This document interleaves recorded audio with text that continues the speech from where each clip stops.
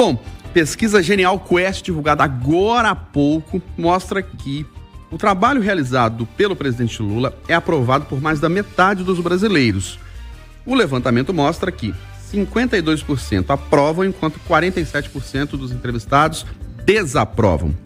Não sabe ou não respondeu, 1%. Em outubro, o índice de aprovação era de 51%. Então, houve um pequeno aumento, 1 ponto percentual. O desaprovação era 45%, passou para 47% agora. E os que não sabem ou não responderam, 4%. Meu caro Eduardo Costa, que análise pode ser feita do resultado dessa pesquisa? Bom dia para você. Bom dia a todos. Eu sou aquele cara que fala assim, na superfície, né? Porque eu não conheço detalhes da pesquisa. Eu vou falar apenas com pontos que subiu. Corrobora o que eu disse aqui outro dia. E pode não ser um mar de rosas, mas não é a tragédia que muita gente quer fazer parecer. Repito, tem bons números no PIB, tem bons números na diminuição do desemprego, tem bons números em uma série de fatores. Então, se sabemos todos que é a economia que move a opinião pública, que é o resultado da vida real que faz o cidadão respirar, aprovar ou não, a resposta é essa. Ele não está com 100% de aprovação, mas a maioria está gostando. É isso. Ô Rita Mundim, você está gostando? Bom dia mais uma vez. Olha, Eustáquio, eu dei uma olhada aqui na pesquisa, eu volto aí em cima do que o Eduardo falou. O problema da economia é que quando você toma uma atitude, ela se reflete na frente. Então, o mercado, ele precifica o futuro. 8h44, a gente vai restabelecer a conexão com a Rita Mundim. Antes, a Silvana Lobo vai dar a sua opinião sobre o resultado dessa pesquisa. Silvana, bom dia para você.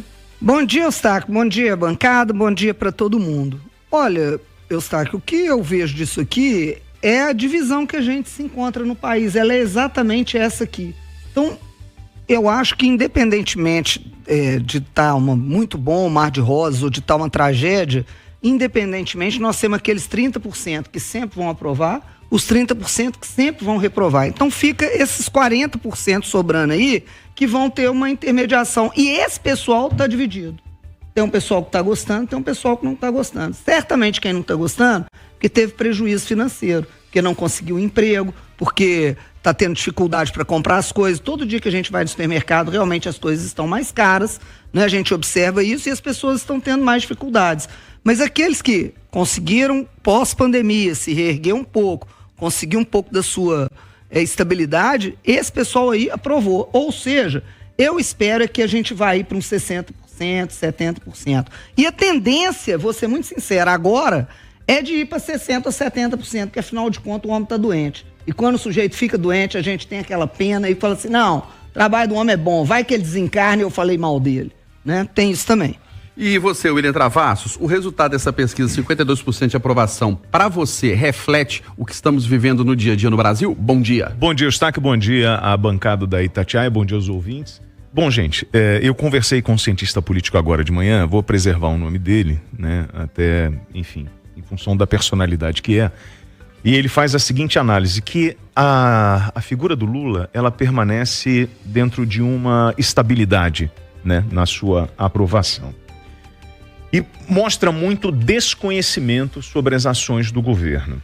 A gente na pesquisa, quando você abre a pesquisa, ela fala o seguinte, olha, dos maiores erros, piora na economia, aumento dos preços, mais pobreza e desemprego, reforma tributária e aumento dos impostos. Nos últimos meses, a economia do Brasil melhorou, ela cai de 33 para 27. Comparando um ano atrás, o poder de compra dos brasileiros hoje é menos, ela sobe de 61 para 68. Preço dos alimentos subiu, ela sai de 65 e ela vai para 78. O presidente Lula, na sexta-feira, num evento lá no PT, ele fala o seguinte, que Lula torna pública sua insatisfação com a comunicação do governo. Em discurso em um evento do PT, o presidente afirmou que há erros na estratégia de divulgação das ações da sua gestão e que será necessário fazer correções. E aí, o ministro Pimenta entra numa corda bamba, vai tentar se manter.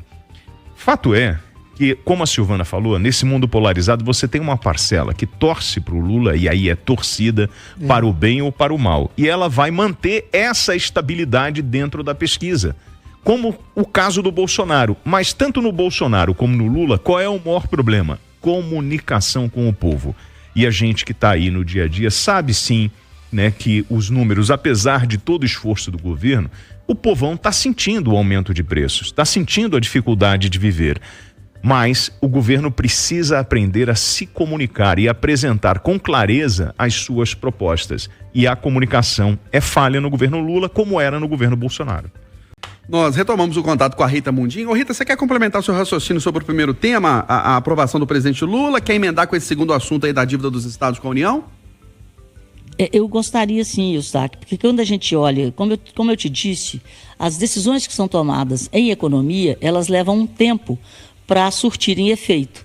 Então, a gente tem que, muita coisa, inclusive que foi decidida, por exemplo, a reforma trabalhista no governo Temer, ela ajudou demais na pandemia, ajudou nessa recuperação do mercado de trabalho no Brasil. E quando você abre a pesquisa no tema economia, nos últimos 12 meses, a economia do Brasil, ela tinha piorado em 41%, caiu para 40%. Mas na hora que você pergunta, comparado a um ano atrás, o poder de compra dos brasileiros hoje é para 68% dos ouvidos menor. E era 61%. Depois você tem outra pergunta, o preço dos alimentos nos mercados no último mês. Antes era 45%, considerável que tinha aumentado. Esse número subiu para 78%. Então, o que nós já estamos verificando é essa pressão inflacionária pela alta do dólar, pela alta dos juros, que ela não acontece em 24 horas, mas ela vai deteriorando a capacidade de investimento das empresas, de tomada de crédito das famílias, e lá no supermercado, no açougue, né, você vai notando na prática a sua perda de poder aquisitivo. Então, o que está acontecendo hoje, nós estamos vivendo uma das maiores crises fiscais que o país já passou, numa dimensão em que a gente só havia vivido no governo Dilma II, e nós estamos começando a colher, infelizmente, isso não é colheita, né? Isso aí é uma devastação dentro da lavoura da economia. Então nós estamos sendo devastados aos poucos. É disso que nós estamos falando. O Brasil do retrovisor estava ótimo. O Brasil do para-brisa não está bom. E você não precifica passado. O passado já está contado. O passado já tem números.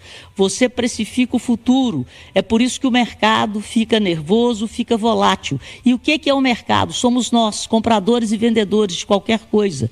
Somos nós que vamos ao mercado central, que vamos ao supermercado. Somos nós, investidores, que vamos à Bolsa de Valores, que vamos ao mercado de câmbio. Isso é o mercado. E o preço do Brasil no mercado está sendo desagiado pela falta de controle dos gastos públicos. E o descontrole está no excesso de auxílio. Esse excesso de auxílio induz a um consumo e o dinheiro é torrado. Então, no primeiro momento, você tem um crescimento, mas esse crescimento não é sustentável, porque ele é feito às custas da quebradeira do governo que vai se endividando para distribuir auxílios. Então, é necessário resolver a crise fiscal, que não é do governo Lula, ela vem desde a redemocratização. Alguns governos preocuparam mais e o governo do PT preocupa muito menos. E é por isso que, de novo, nós temos no governo petista, no terceiro mandato de Lula, a mesma crise com a mesma intensidade que nós vivemos em Dilma II. Vamos ficar atentos ao Brasil do para-brisa. É esse que precisa ser construído.